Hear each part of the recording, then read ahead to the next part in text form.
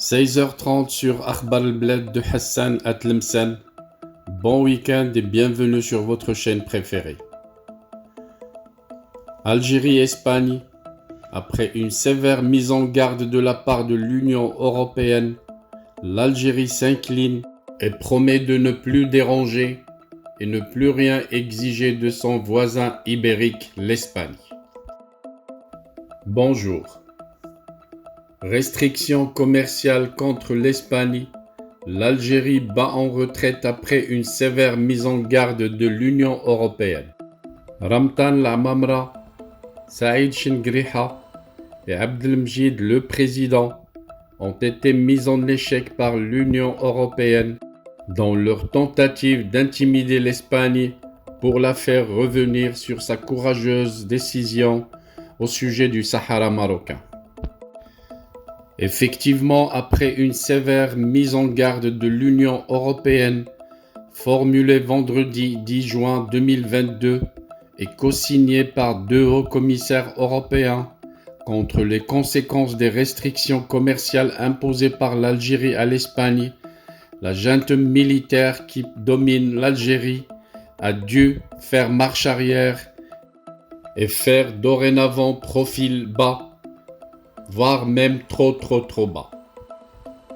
Il aurait suffi d'une sévère mise en garde de l'Union européenne pour que toute la fanfaronnade algérienne contre l'Espagne retombe d'un coup sec et immédiatement.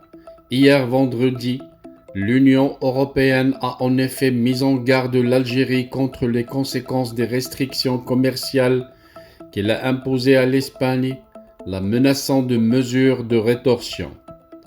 La réaction de l'Union européenne est intervenue après qu'Alger a suspendu mercredi un traité d'amitié, de bon voisinage et de coopération conclu en 2002 par l'Espagne et l'Algérie, ce pays ayant confirmé le jour même et par la voix de son président du gouvernement, Pedro Sánchez, que son changement de position sur le Sahara marocain et son soutien à la proposition d'autonomie des provinces du Sud était irrévocable. Dans un communiqué commun, ce sont ainsi 2 hauts commissaires européens qui ont apporté la réponse à l'attitude algérienne, le chef de la diplomatie de l'Union européenne, Joseph Borrell, et le vice-président de la Commission en charge du commerce, Valdis Dombrovskis. Pour eux, la décision est extrêmement préoccupante.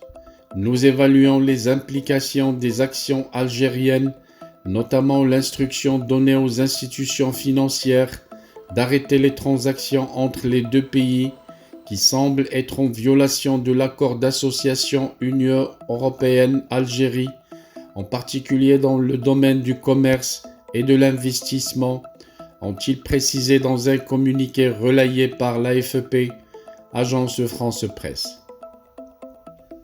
Joseph Borrell et Valdis Dombrovskis n'y vont pas de main morte s'agissant des conséquences de l'acte algérien. L'Union européenne est prête à s'opposer à tout type de mesures coercitives appliquées à l'encontre d'un État membre, ont-ils menacé, rappelant que la politique commerciale est une compétence exclusive de l'Union.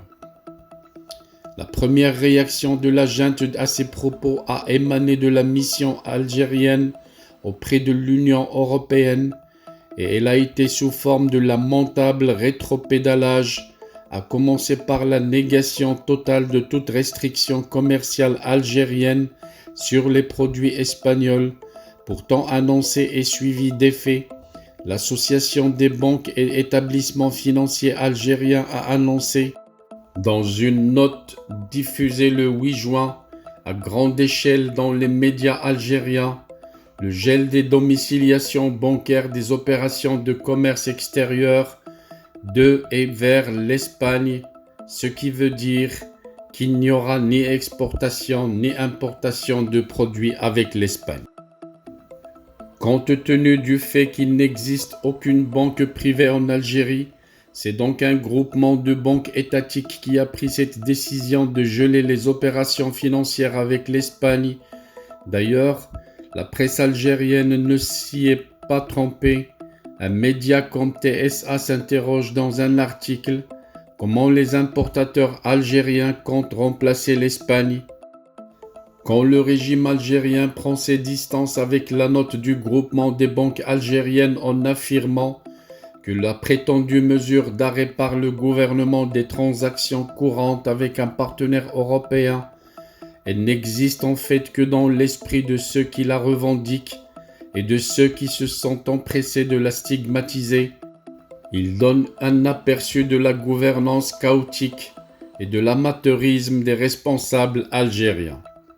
Pire, et s'agissant en l'occurrence du gaz, l'Algérie a déjà fait savoir par la voie la plus autorisée, celle du président de la République, qu'elle continuera à honorer tous ses engagements pris dans ce contexte, à charge pour les entreprises commerciales concernées d'assumer l'ensemble de leurs engagements contractuels, lit-on dans le communiqué algérien, comme si nul ne savait que les contrats gaziers sont sur la durée et qu'il faut qu'ils arrivent à terme avant d'être rompus. Une honte, un fiasco en matière de politique étrangère, pitoyable. Ce dernier rétropédalage donne de nouveau la mesure d'un régime qui navigue à vue. L'Algérie nouvelle du duo Abdelmjid, le président Chengriha, est devenue la risée du monde. Le spectacle n'en est que de plus désolant. Aujourd'hui, l'Espagne et derrière elle toute l'Union européenne sont aux premières loges. Pauvre Algérie qui peut déjà pleurer le fait d'avoir des dirigeants de ce genre, un président qui ne sait rien faire et ne sait rien de ce qui se passe, un chef d'état-major qui veut tout faire mais qui ne sait rien faire et un chef de la diplomatie qui constate les dégâts et n'ose même pas avertir pour rectifier le tir.